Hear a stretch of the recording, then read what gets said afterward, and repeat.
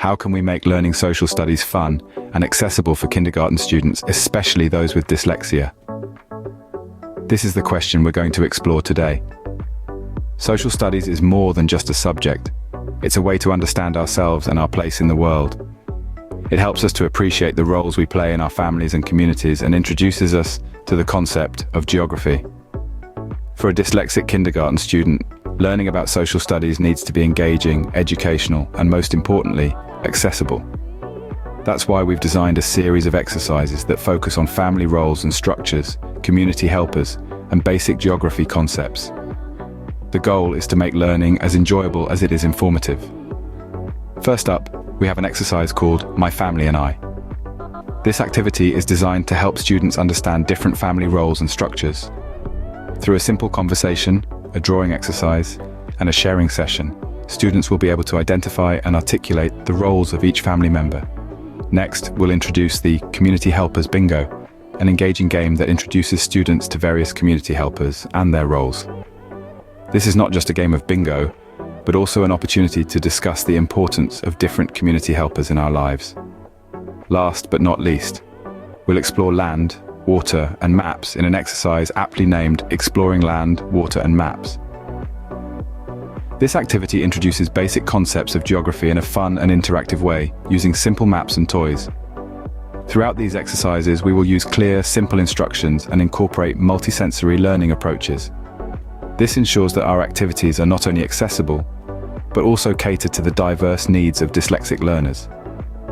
We'll keep the language simple, encourage creativity, and most importantly, celebrate every effort, no matter how small. We're excited to embark on this journey with you, and we hope these exercises will make learning social studies a fun and rewarding experience for your child. Ready to discover some fun and engaging ways to teach social studies? Stay tuned. Begin with a simple conversation about the student's family. Welcome to the first exercise, which we've lovingly titled My Family and I. Here, the objective is to help your child understand different family roles and structures. This exercise is designed to be interactive, engaging, and most importantly, fun. First, let's start with a chat. A simple, heartwarming discussion about your child's family. Encourage them to name their family members and describe what each person does. This could be a delightful verbal activity, or if you prefer, you can use pictures to help them express their ideas. This not only gives your child a better understanding of their family structure, but also strengthens their communication skills. Next, it's time to get artistic. Give your child some paper and crayons or markers. Ask them to draw their family members doing something they usually do. It could be anything from cooking a meal to playing a game. As they draw, encourage them to label each family member with their role, like mother, father, or sibling. This activity not only boosts their creativity, but also reinforces the concept of family roles. Now comes the sharing part. Let your child present their artwork. Have them explain each family member's role as depicted in their drawing. This step is crucial, as it reinforces their understanding of family roles and also allows them to practice their verbal skills. It's like a show and tell, but with a learning twist. That concludes our first exercise. Remember, understanding family roles is an essential part of social studies. This exercise is designed to be adaptable, so feel free to adjust it according to your child's needs and abilities. And remember, every effort deserves celebration. Learning is a journey, and every step your child takes is a step towards progress. So grab those crayons and get started on this fun-filled educational adventure. After all, the family that learns together grows together. Now let's introduce students to various community helpers and their roles. Our next activity is a lively game of bingo that features the many faces that make our community tick. It's called Community Helpers Bingo, and it's designed to help students recognize and understand the crucial roles of community helpers. First things first, we need to prepare the bingo cards. These aren't your average bingo cards. They're filled with pictures of community helpers. You'll want to include a variety of roles such as a firefighter, a doctor, a teacher, a police officer, and a mail carrier. Make sure the images are clear and easily recognizable. The aim is to familiarize students with these important figures in a fun and engaging way. Now that we're set with our cards, it's time to play. Explain to your student how bingo works if they aren't already familiar. You'll call out the roles of community helpers or describe what they do, and your student will cover the corresponding picture on their card. For instance, you might say, "Who helps us when we're sick?" And they'll cover the picture of the doctor. It's a fun, interactive way to learn about the different roles within our community. The learning doesn't stop when the game ends. After the game, engage in a discussion about each community helper's role. Ask questions that prompt your student to think about why we need each helper. For example, you might ask, "Why do we need a firefighter?" Or, "What does a teacher do?" This helps deepen their understanding and appreciation for these roles. Community helpers. Bingo is more than just a game. It's a tool for introducing students to the many individuals who keep our communities safe, healthy, and functioning. It's an opportunity to foster respect and appreciation for these helpers and the work they do. What a fun way to learn about our community helpers, right? This activity is just one of the many ways we can make learning about social studies engaging and accessible for all students, including those with dyslexia. Remember, the goal is to make learning an enjoyable journey. Stay tuned for more activities that bring learning to life. Time to embark on a journey of discovery with our third exercise. Today we're exploring land, water, and maps, introducing basic geography concepts in a simple and engaging way.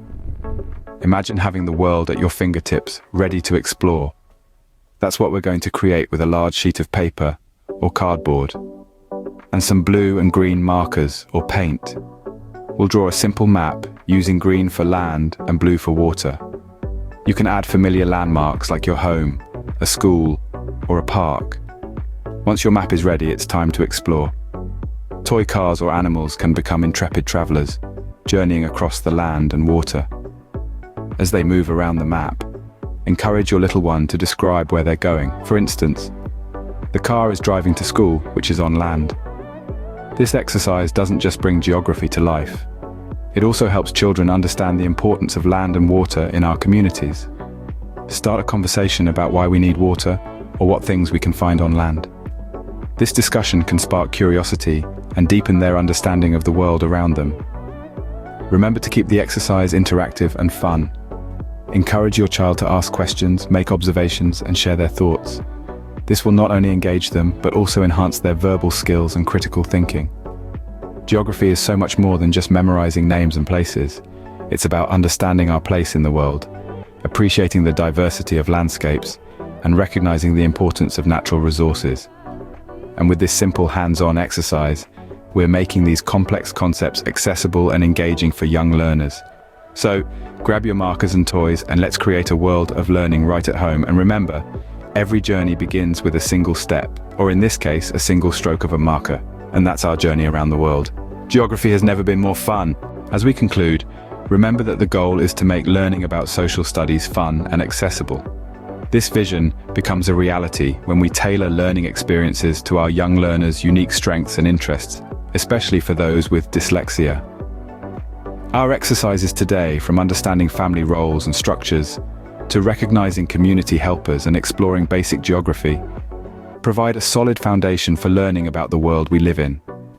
But these exercises are just the beginning, a stepping stone to a wider world of knowledge and understanding. To ensure success in these endeavors, it's important to keep a few key points in mind. First and foremost, celebrate all efforts, even small ones. Every step taken is a step forward, a victory in itself. Whether it's correctly identifying a community helper or accurately explaining a family member's role, every achievement deserves recognition. Positive reinforcement not only boosts confidence but also fosters a love for learning. Next, use simple language. Clear and uncomplicated instructions are the backbone of effective learning. They help children grasp concepts easily, reducing the chances of confusion and frustration. So, keep your language straightforward and your instructions concise. Finally, don't forget to incorporate sensory activities. The beauty of these exercises lies in their multisensory approach.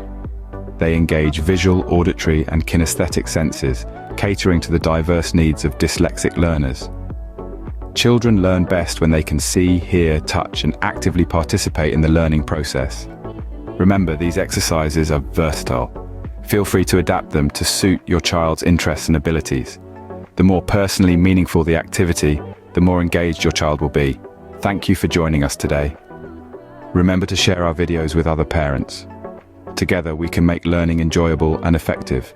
Let's continue to create learning experiences that are as diverse and unique as our children. After all, every child deserves the opportunity to thrive.